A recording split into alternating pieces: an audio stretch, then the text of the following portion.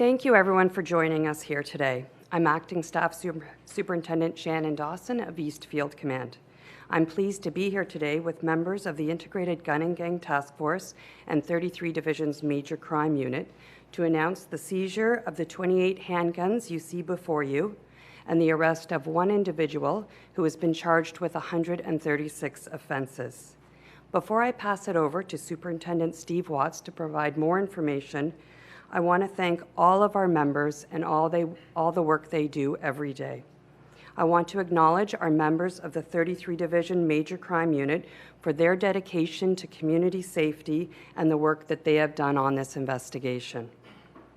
The seizure of these guns will save lives. It also demonstrates the commitment of the Toronto Police Service to hold accountable those who put the well-being and the safety of our communities, our friends, and our families at risk.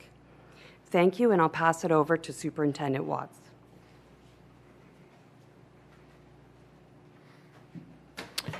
Good morning, everyone. Thank you, Staff Superintendent Dawson. As announced, my name is Steve Watts out of Organized Crime Enforcement, and we're here today to highlight the excellent work of the number 33 Division Major Crime Unit in terms of taking dozens of firearms off the street. And the display in front of you is 28 handguns, combination of prohibited and restricted, predominantly Glock type handguns, that were seized 1 week ago on Monday, August 21st at a hotel in the North York area. Staff members who were cleaning a hotel room located 3 found firearms in that room and contacted police. 33 MCU continued the investigation from that point, executed a search warrant, and located an additional 25 firearms.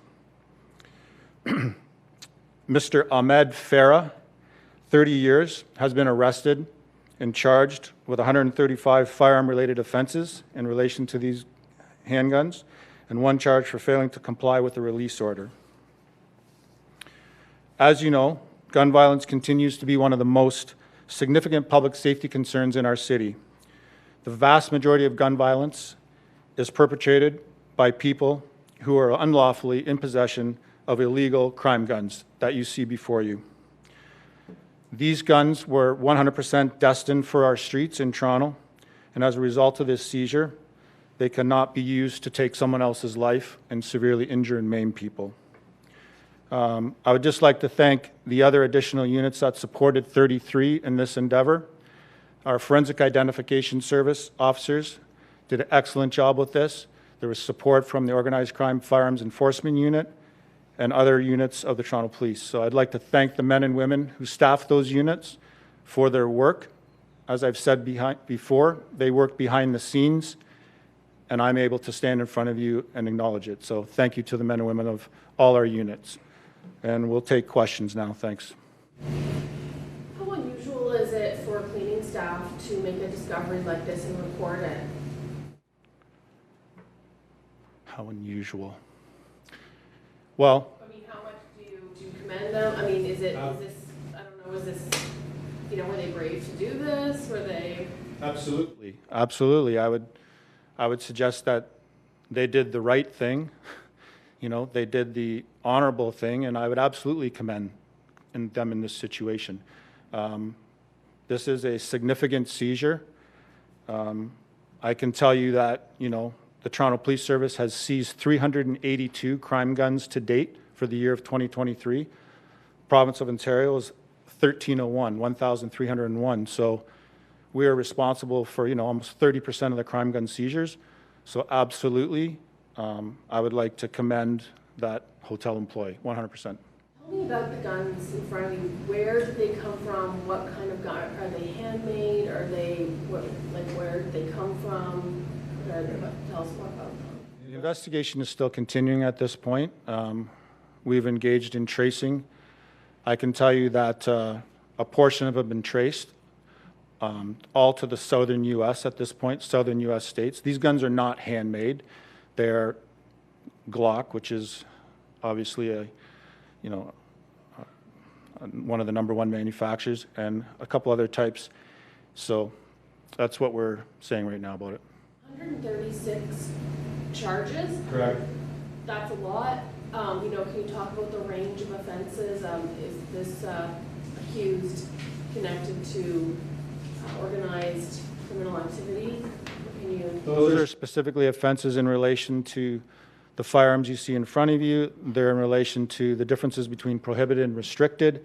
There's a number of overcapacity, I believe 22 overcapacity magazines, which are prohibited. So there's a separate charge for each capacity. So that's where the number of charges comes into play.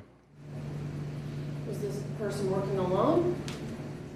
This investigation is still continuing, and all of our members, being led by 33 in this case, are continuing the investigation. It's pretty brave of the hotel employee to make a call on this to Toronto Police. Absolutely. And not just the employee, the staff, the management, and 100%. It's the public's role, and they've absolutely fulfilled their role. We cannot do our job without the public's assistance, and this is a perfect example of that assistance and that integrity with the public allowing us to, embark on this investigation. The public is very frustrated that so many guns are coming across the border. You've traced some of them, you said. What can you tell us about why these guns are getting across the border so frequently, and what specifically could be done to minimize this in some way? Well, this is not the first time that we've stood in front of you with a large seizure of handguns. And it's a very common knowledge that we have probably one of the largest, if not the largest, undefended border in the free world. So there is a lot of border crossings. There is a lot of opportunity. And I can tell you that our federal partners and provincial partners, are working very diligently with cross-border enforcement, we have units within the Toronto Police Service that are working to that too, in collaboration and in close hand with our American partners. What more can you tell us about the location of where these first three guns were located? I can't tell you anything more about that. In North York, though, you said North York area. That's a Correct. very, because that's in North York, though. Correct. And where did the investigation take you? How many other locations did you locate the other 25 at? All 28 handguns were located in the same location. Okay, so the hotel staff saw 3, and then when you investigated, you found 28 in that hotel room. Correct. And one more question, please. This person that you've arrested, had they left the room to go have lunch or dinner or something, and the hotel staff came in to clean the room, and then all of a sudden, poof, they find a couple of guns, and it's like, what the heck? Yeah, that's a good question, but unfortunately I'm not going to speak to it. That's going to come out in the evidence. The evidence will be presented, and we're alleging the summary of facts that I put before you today, and then our judiciary and our justice system will rule on that. So. Are they all handguns? Or can we say They're all handguns. Yes, they're all 25 prohibited handguns, 3 restricted handguns. between those guns? Barrel length. Barrel length is a discriminating factor between those 2 distinctions, and in addition, overcapacity magazines. So it means the amount of shots you could release at one time, just for the public to understand. Overcapacity magazines are a number of rounds, ability to be fired, anything in excess of 10 is prohibited, and barrel length is barrel length. Are any of these guns new?